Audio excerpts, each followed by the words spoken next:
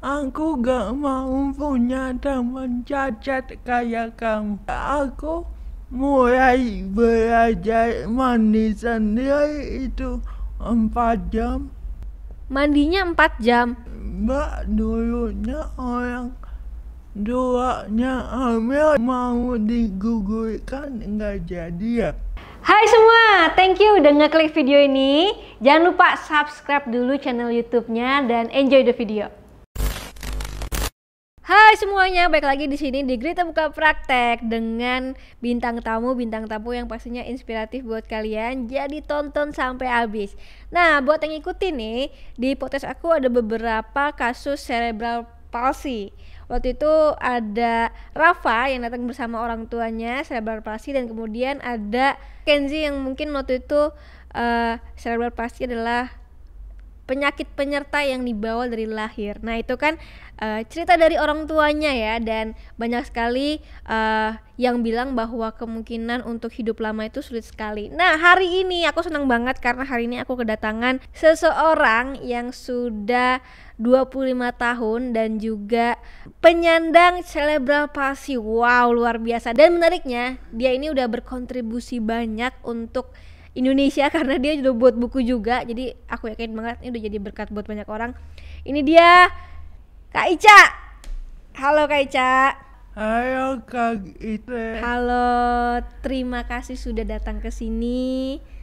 Terima kasih banyak, aku juga senang sekali udah diundang. Ica, hari ini kita akan ngobrol-ngobrol lumayan panjang. Nanti kalau misalkan capek atau apa, let me know aja. Siap. Kita ngobrol-ngobrol, dan aku senang banget kamu ada di sini karena kamu adalah penyandang cerebral palsy yang masih ada sampai sekarang 25 tahun, bahkan kamu sudah berkarya lewat buku kamu. Iya. Itu luar biasa sekali. Kita akan bercerita banyak ya. Siap. Siap. Oke, ini mungkin buat teman-teman yang mungkin belum tahu, jadi cerebral palsy ini merupakan gangguan saraf motorik. Nah, oleh karena itu saraf motorik kasar tidak berfungsi dengan baik. Benar ya Ica ya? Betul sekali. Jadi kalau bisa dibilang untuk umur 25 tahun mungkin secara motoriknya tidak sebagus umur 25 tahun ya. Iya. Ica, kesibukannya apa nih sekarang? Kesibukan aku ngonten, bikin terus aku kuliah. Kuliah? Iya. Ica kuliah sekarang? Kuliah di mana? Seunggul Kebon Jeruk. Jurusannya?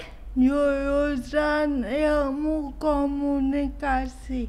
Wow, luar biasa. Udah semester berapa nih sekarang? Semester 9 Kak, karena aku sempat cuti 2 semester karena membuat buku Saya to My World. BTW ini buat kakak. Oh iya, terima kasih banyak. Wow, say hello to my world. Aisyah Cahyu Cynthia. Oke, kita akan berbicara selama 25 tahun ini apa aja yang kamu rasain, terus capek nggak dan segala macemnya, dan bagaimana kamu berdamai dengan segala macam yang ada, mungkin lingkungan dan segala macam gitu kan. Iya.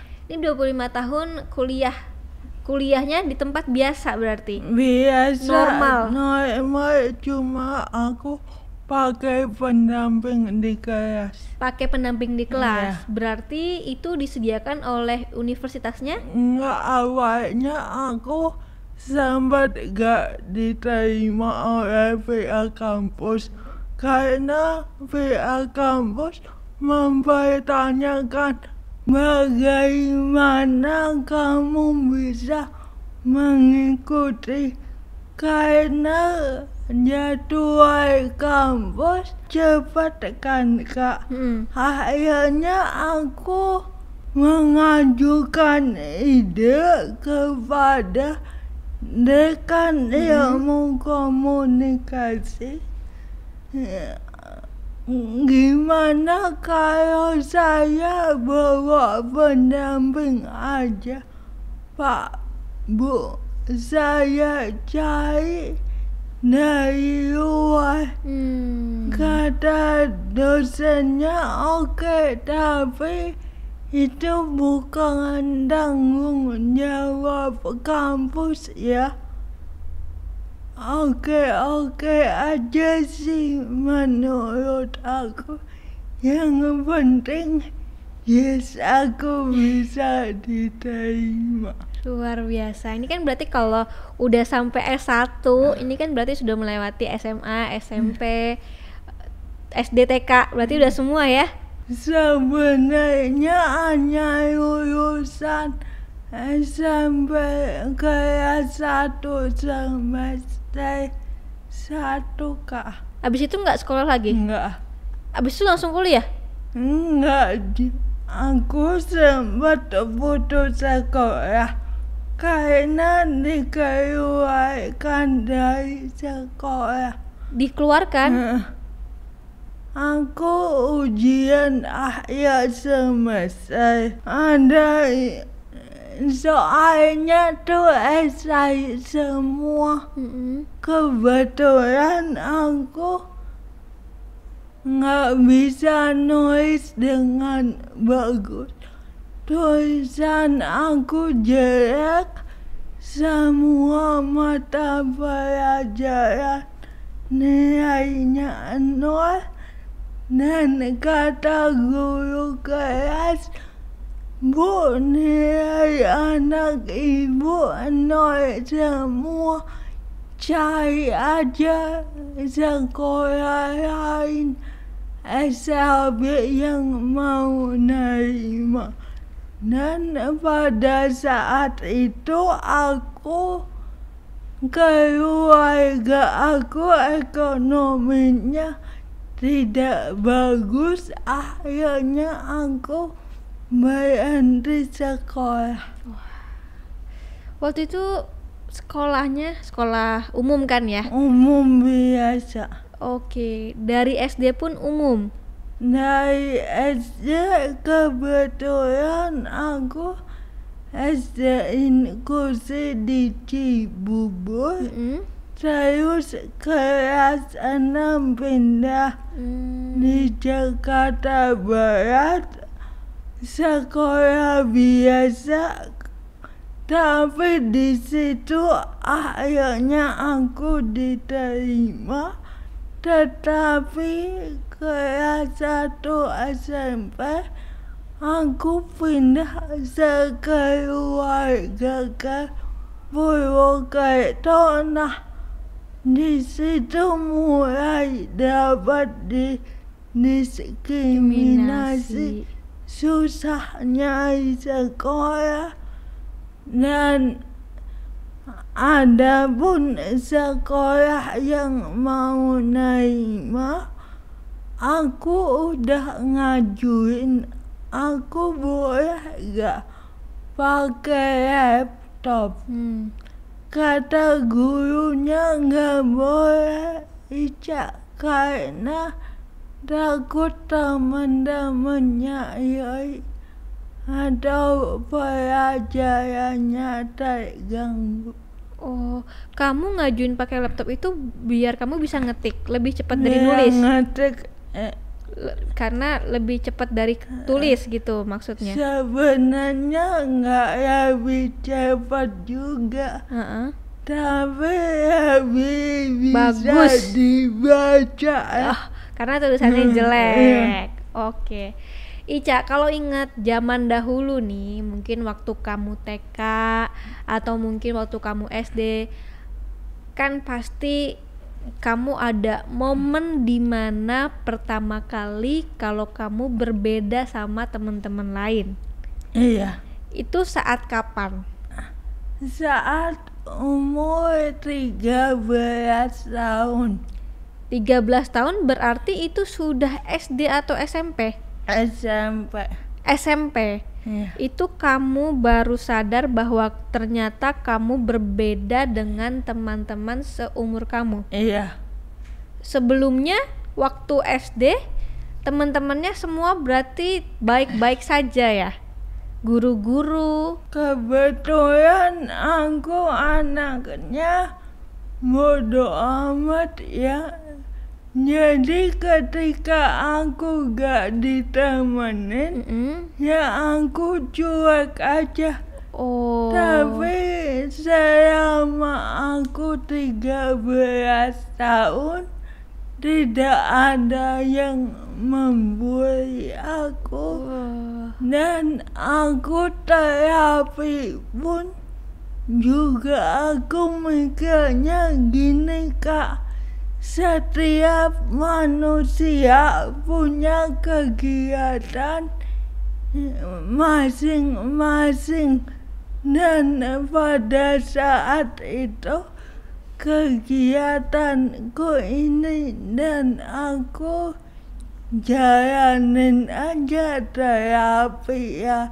Capek, ngeluh, nangis, tapi aku tidak pernah dijelaskan aku ini kenapa. Oke, berarti kamu ikutin saja orang tua kamu menyuruh terapi. Iya. Kamu merasa bahwa terapi itu adalah hal yang harus kamu lakukan. Dan mungkin teman-teman kamu harus melakukan yang lain gitu ya. Waktu itu berarti kamu dari kecil tidak bisa jalan dengan sempurna ya? Iya, aku bisa jalan itu sekitar umur 4 tahun. 4 tahun sudah bisa jalan saat itu. Oke. Nah, tidak ada dari orang tua penjelasan apapun, dari keluarga juga tidak ada penjelasan apapun. Ada sih, cuma namanya anak kecil ya, happy aja. Happy aja. Saat itu kan berarti secara kamu ngomong juga pasti sudah lebih lama dari orang lain kan yang seumur kamu. Iya kan? Oke. Nah, di umur 13 tahun kamu sadar bahwa kamu berbeda dengan teman-teman seusia kamu. Itu kamu rasanya seperti apa, dan setelah itu apa yang kamu lakuin? Ketika aku pindah rumah ke Jawa, aku mulai dapat teman. Sewaktu sore aku main kayak biasa. Namanya anak kecil pengen main sambil disuapin dong. Tiba-tiba temanku ada yang nyeletuk gini, aku gak mau punya teman cacat kayak kamu. Aku langsung sok nangis. Di tubuhku emang kenapa perasaan aku biasa aja. Dari situ tuh mulai berpikir keras. Berpikir keras gimana nih? Kebetulan pas aku nangis, pas waktu itu aku mau dapat HP BB. Itu kan ada internetnya Kak. Aku cari tahu di Google, gangguan motorik.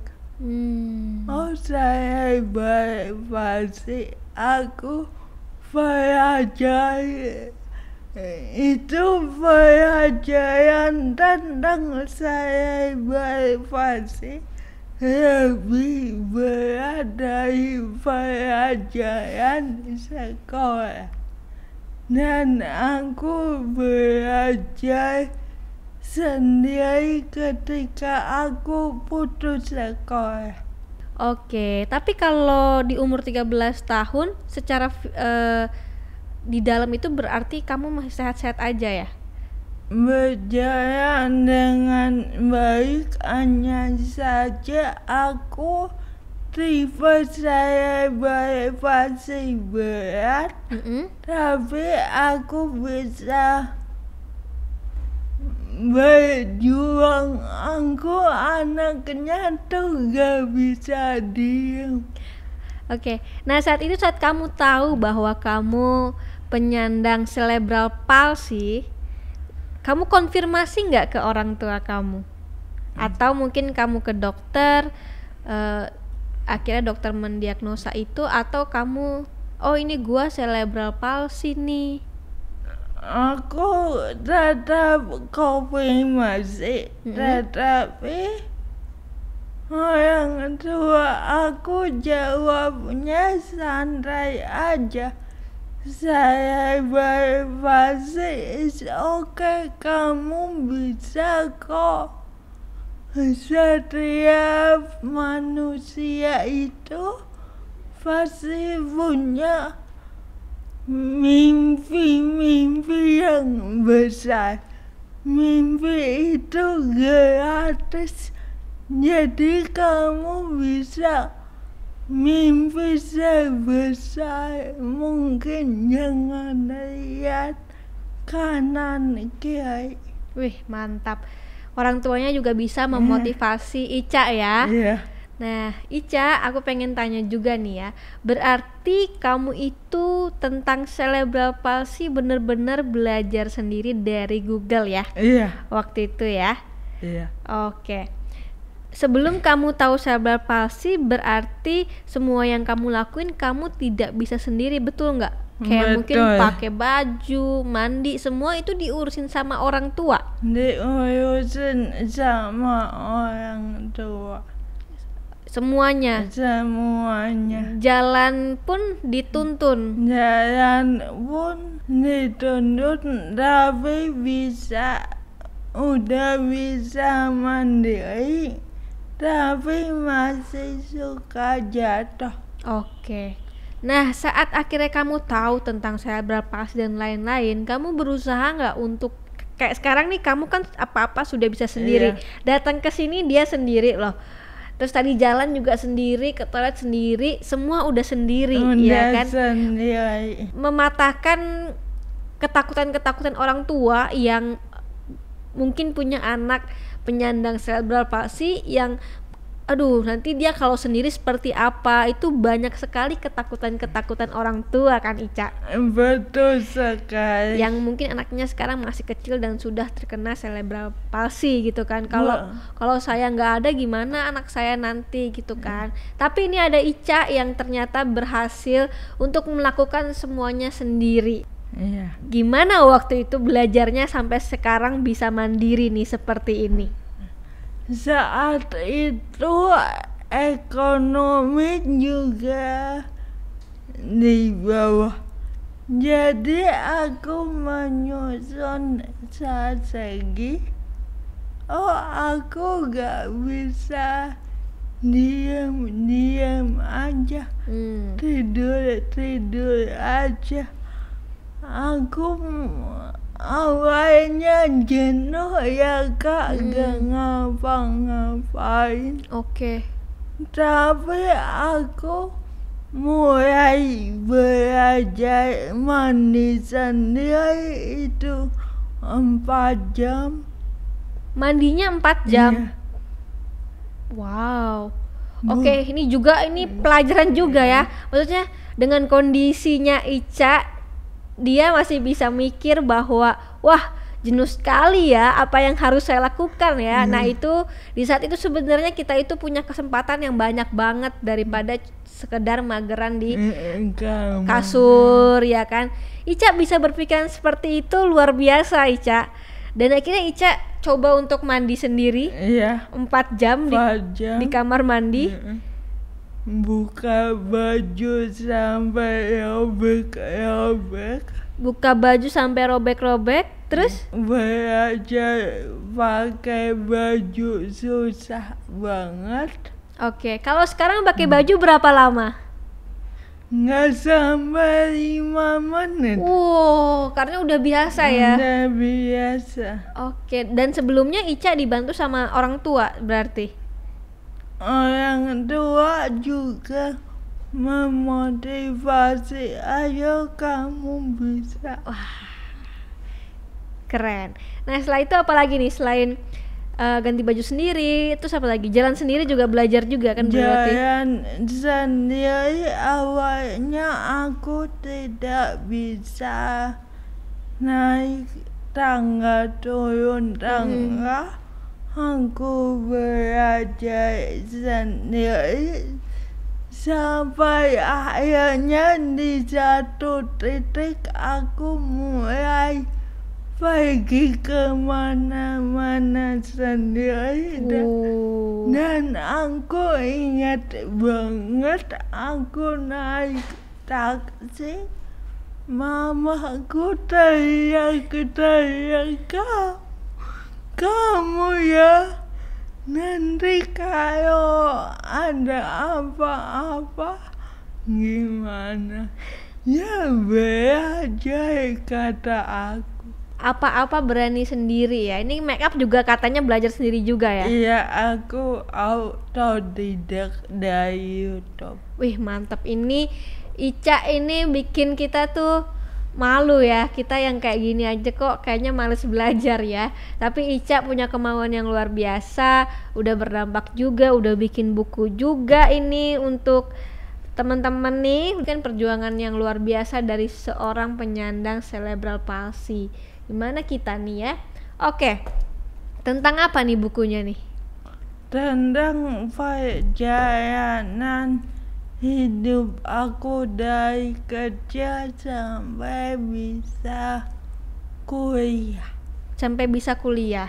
Berapa lama nih kamu bikin draftnya nih? Bikin draft 8 bulan. Sampai cetak itu berarti 2 tahun 3 bulan. 2 tahun 3 bulan loh guys buat ini. Jadi teman-teman coba dibeli juga nih ya, Say Hello to My World. Tapi ada yang menarik di sini. Kenapa akhirnya kamu memutuskan untuk memulai kuliah? Mulai kuliah karena aku awalnya cuma lulusan SD. Kayak 1 SMP terus berhenti. Aku rasa kalau aku kuliah secara status nanti aku sarjana lebih dihargai orang lain. Wih mantap. Karena aku sering disepelein orang. Aku kan tipe anaknya tuh cerewet. Kalau aku tidak ada background apa-apa, aku akan diremehin. Jadi kamu mau tidak diremehkan lagi, jadi kamu kuliah ya, Iya. biar setara dengan orang-orang ya. Oke, Ica ada pengalaman tidak baik nggak yang Ica ingat sampai sekarang? Pengalaman yang tidak baik pertama di kereta. Ica naik kereta bisa juga, hebat Ica. Aku hampir tiap minggu naik KRL. Wah. Aku kan pernah jadi volunteer Kak pada tahun 2019. Itu kebetulan aku pulangnya tuh habis maghrib dari Sudirman ke arah Palmerah. Terus aku duduk, namanya capek, bengong-bengong aja kan. Terus ada ibu-ibu yang nyeletuk gini, Mbak, dulunya orang duanya hamil mau digugurkan nggak jadi ya? Itu ibu-ibu ngomong kayak gitu depan kamu? Ibu-ibu lagi hamil depan aku ngomong. Ibu-ibu lagi hamil, Iya. padahal kamu lagi diem-diem aja. Iya. Kamu nggak kenal sama ibu itu, Nggak kenal. dia bisa ngomong kayak gitu? Namanya capek. Hmm? Energiku habis, aku diem aja. Kebetulan aku suka dengerin musik pakai Headphone. headphone. Mm-mm. Aku langsung pakai headphone aja, terus aku pulang kayak biasa, happy aja. Tapi setelah itu aku mikirnya begini, Kak, itu ibu bisa ngomong begitu aja, kenapa ya? Setelah aku cerna sebenarnya ibu-ibu itu gak salah, Kak. Kenapa kok nggak kamu bisa bilang nggak salah? Karena Indonesia kurang edukasi, Kak. Ibu-ibu itu kurang edukasi, gak ngerti, makanya bisa nyeletuk begitu. Hebat ya kamu ya, masih punya pikiran kayak gitu ya. Padahal nih kemarin juga baru ada berita itu yang di KRL, kamu tahu nggak? Ada yang ibu-ibu hamil, mungkin pakaiannya agak terbuka, Tahu. terus kemudian di videoin sama orang, terus ternyata dia tahu di videoin dan saking stresnya dia itu keguguran. Ada kan? Ada Ya, ini itu. benar-benar ya, maksudnya kita tuh juga ya bukan penyandang cerebral palsy, tapi semua ya sama kita sebagai orang umum gitu. Ngapain sih harus kayak gitu, ngapain sih harus ngomong kayak gitu, ya udah diem aja gitu, emang kenapa sih?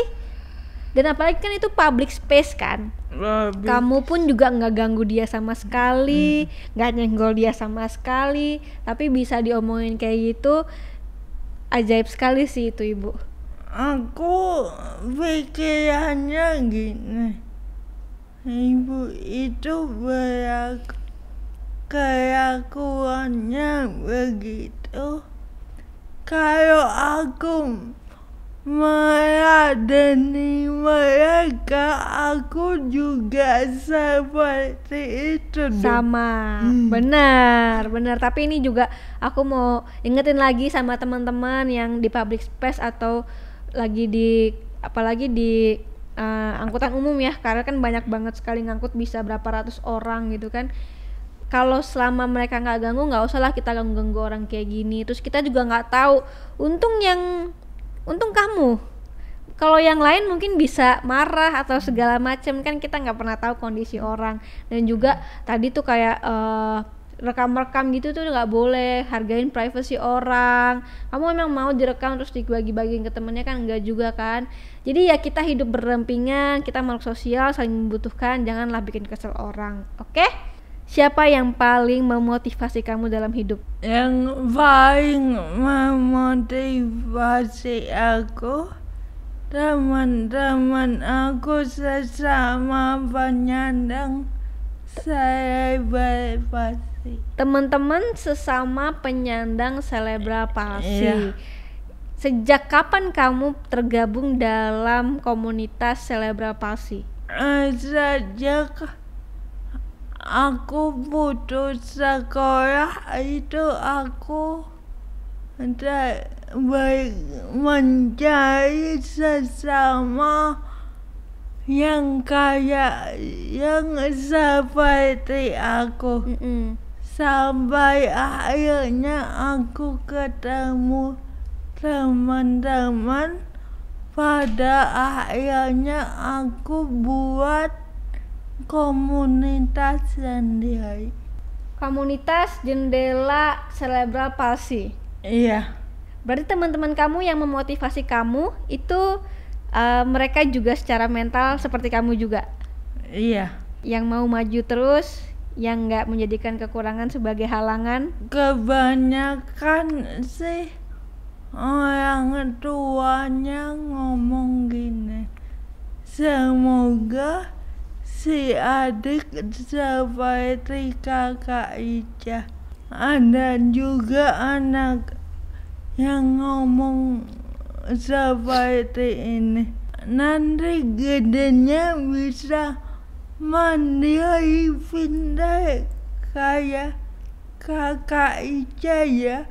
Itu yang nguatin aku, Kak. Aku langsung berpikir aku harus mengubah mindset orang-orang agar aku dan teman-teman saya pasiku diterima di pabrik.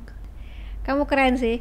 Aku pengen tahu kamu dari 1 SMP sampai mau masuk kuliah itu kamu ngapain aja sih? Aku awalnya nggak ada kegiatan, terus aku ketemu teman di Facebook. Di Facebook? Iya, karena aku suka nulis kuotas, terus aku diundang pada umur 15 tahun ke Jogja Untuk pembicara motivasi. Ica, tadi kan kita ngomong soal komunitas yang dulu kamu cari-cari dan sekarang kamu punya namanya Jendela Cerebral Palsy.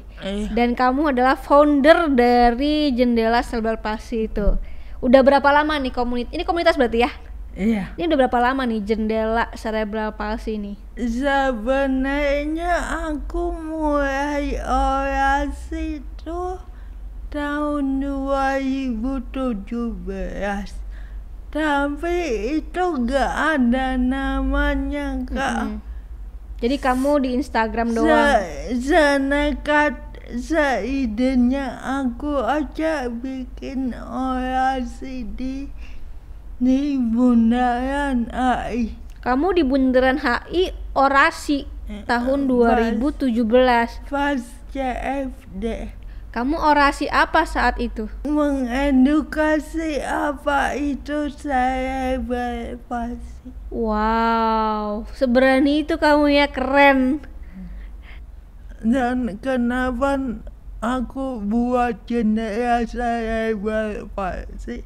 Ini aku konsepnya udah ada, Kak, udah matang.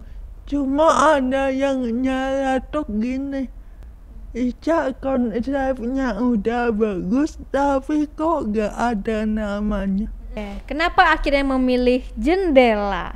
Jendela adalah sumber informasi dunia. Jendela adalah sumber informasi dunia. Lewat jendela kita bisa tahu banyak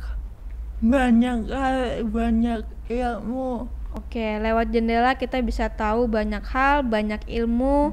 Salah satu tulisan yang pernah aku baca filosofinya. Jadi kamu memilih Jendela Cerebral Palsy. Oke, sekarang ada berapa anggotanya? Anggotanya sih 300-an. 300? Iya. Wow. Bisa lebih, Kak. 300 itu berarti orang-orang penyandang cerebral palsy. Iya. Ada juga orang tuanya ya mungkin ya? Ada. Yang anaknya mungkin masih kecil ya? Masih kecil, masih bayi. Ada juga. Paling tua umur berapa di komunitas itu? Tua yang aku temuin kalau gak saya 38 ada, 32 ada. 38 ya, 38 ada, 32 ada. Luar biasa ya. Ini sesuatu yang baik yang dijalankan sama Ica, merangkul teman-teman cerebral palsy, dan dia ini foundernya guys. dan sekarang sudah 300, itu menurut aku udah banyak sekali. Dan aku yakin di sana pasti teman-teman yang baru gabung seneng karena ada harapan hidup. Iya. Ya kan? Oke, terakhir Ica mau disampaikan apa ke teman-teman di rumah yang nonton? Teman-teman, pesan aku, jika kalian pikirannya buntu, ingat setiap masalah ada jalan keluar. Jalan terus. Kalau buntu, kamu bisa panjat atau kamu bisa putar balik menemukan jalan keluarnya. Karena hidup bukan hanya sekadar bertahan hidup, tapi hidup adalah memberikan arti hidup. Keren, tepuk tangan dulu. Ica, thank you so much sudah datang ke sini dan sudah memberikan inspirasi buat kita di sini dan juga teman-teman di rumah yang nonton. Semoga Ica sehat selalu, bahagia selalu. Terus menjadi berkat buat banyak orang, inspirasi buat banyak orang juga. Tetap semangat. Makasih, Kak. Iya, sampai ketemu di video berikutnya.